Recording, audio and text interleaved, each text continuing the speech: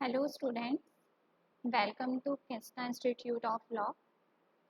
आज का हमारा टॉपिक लीगल वर्ड्स एंड उसके मीनिंग्स पे हम डिस्कशन करेंगे। तो चलिए स्टार्ट करते हैं अपना third part. The first is plaintiff. Plaintiff का मतलब होता है हिंदी में अगर कहें वादी। एक ऐसा व्यक्ति जो किसी अन्य के खिलाफ कोई कानूनी कार्यवाही शुरू करना चाहता है, उसे हम कहते हैं वादी। नेक्स्ट आपका कोरम। ये एक हिंदी में अगर हम कहें गणपूर्ति इसे हम कह सकते हैं कि जब कहीं कुछ लोगों की रिक्वायरमेंट्स होती है, मिनिमम नंबर ऑफ पीपल्स की जब रिक्वायरमेंट होती है किसी मीटिंग को होल्ड करने में, किसी मीटिंग को करने में या फिर डिसीजन करने में, तो उसकी जो गणपूर्ति है, जो मिनिमम नंबर ऑफ पीपल है, उनकी जो रिक्वायरमेंट है, उसे वो रिक्वायरमेंट ही क्या कहलाती है? कोरम। जिनको मिलकर के क्या बनता है? कोरम बनता है। नेक्स्ट आपका रिसीवर। रिसीवर वह व्यक्ति होता है जो कोर्ट के थ्रू अपॉइंट किया जाता है पर्टिकुलर किसी डिस्प्यूटेड प्रॉपर्टी पे। जब कोर्ट में कोई प्रॉपर्टी पे केस चल रहा होता है तो वहाँ पर क्या होता है कि अब उस प्रॉपर्टी से जो बेनिफिट्स होंगे, उससे रिलेटेड जितने भी राइट्स मतलब यूज़ किए जाएंगे, वो कौन करेगा? तो वहाँ पे रिसीवर आपका अपॉइंट किया जाता है उसके लिए।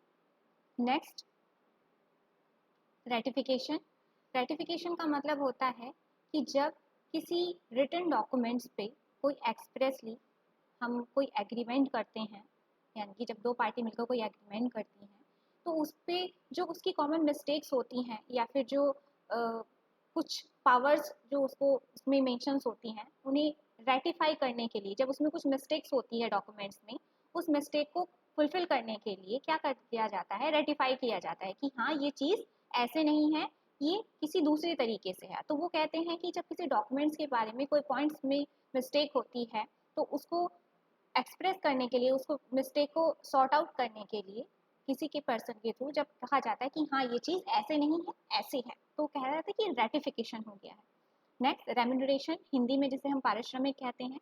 जनरली क्या होता है? वेजेस होती हैं और सैलरीज होती हैं जो कि इंक्लूड्स होती हैं आपकी बेनिफिट, फैसिलिटीज़ और एडवांटेजेस में।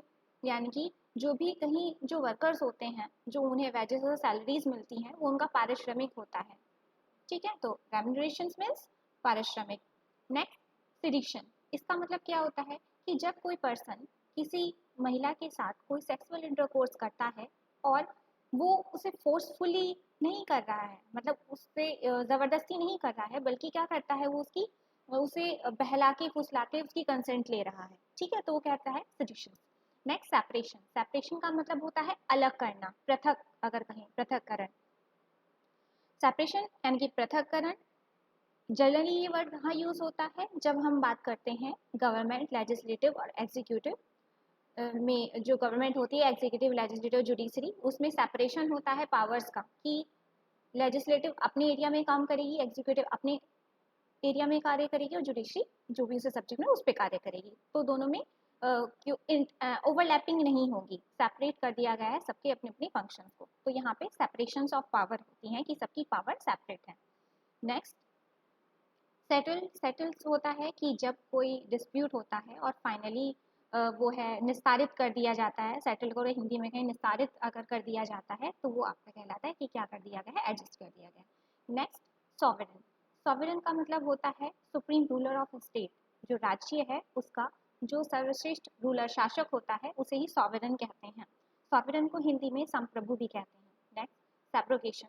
सैब्रोगेशन क्या होता है कि मान लीजिए फॉर एग्जाम्पल कोई इंश्योरेंस कंपनी है और कोई पर्सन है, उसमें उसने इंश्योरेंस कराया हुआ है। मान लीजिए कार का इंश्योरेंस कराया हुआ है और कार का उसका एक्सीडेंट हो जाता है, तो वहाँ पे जो इंश्योरेंस कंपनी है, यानी कि जो इंश्योरर है, वो क्या करेगा कि वो कार को अपने पास रख लेगा और जो भी उसे कंपनसेशन देना होगा, जो भी कार में से जो भी उन्होंने जितना भी सम अमाउंट का उन्होंने इंश्योरेंस कराया होगा, वो सम ऑफ मनी जो है आपका जिस पर्सन ने इंश्योरेंस कराया हुआ है उसको वापस कर देगा। यहाँ पे क्या है कि वहाँ पे वो जो कार है जो इंश्योरेंस कंपनी है वो अपने पास रख लेगी। ऐसा नहीं है कि जिस पर्सन की कार थी, जिसने उस पर इंश्योरेंस लिया हुआ था, वो इंश्योरेंस का बेनिफिट भी ले लेगा और क्या करेगा, वो कार भी रख लेगा। तो ऐसा नहीं है, वहाँ पे सेग्रीगेशन का जो प्रिंसिपल है वो अप्लाई हो जाता है।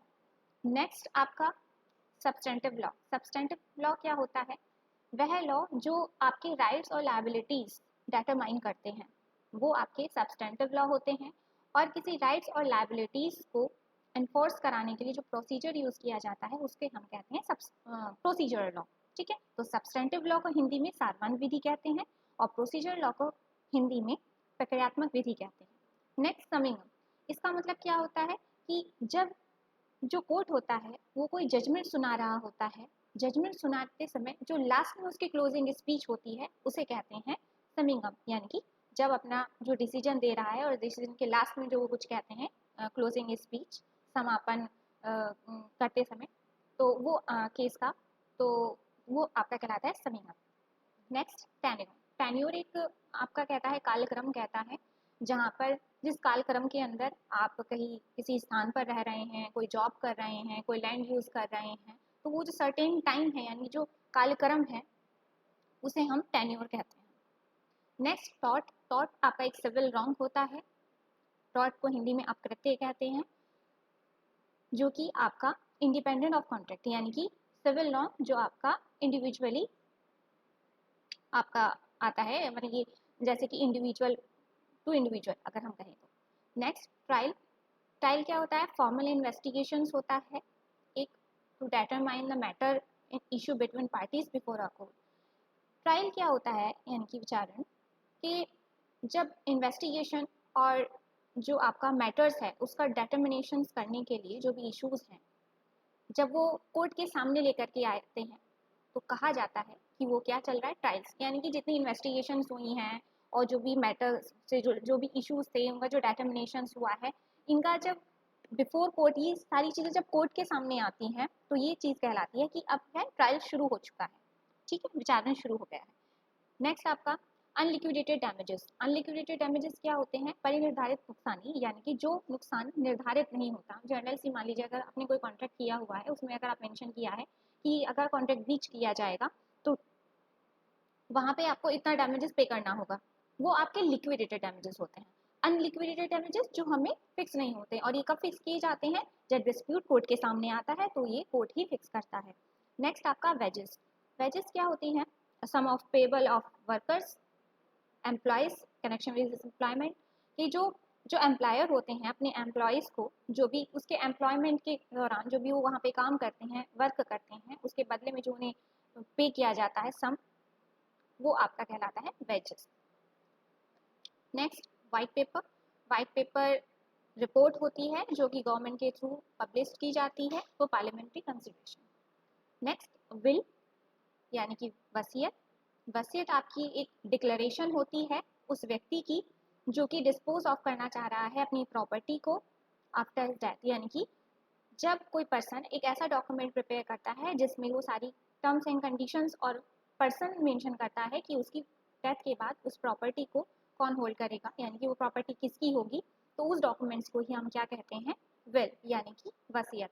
Next witness. विटनेस कौन होता है, विटनेस होते हैं गवाह जो कि एविडेंस ऑफ प्रूफ को सिग्नेचर के थ्रू अटेस्ट करते हैं। ठीक है, यानी कि या फिर जो किसी फैक्ट यानी कि किसी तथ्य का होना या ना होने को एक्सेप्ट या डिनाई करते हैं। ठीक है, तो वो आपके कहलाते हैं विटनेस, यानी कि गवाह।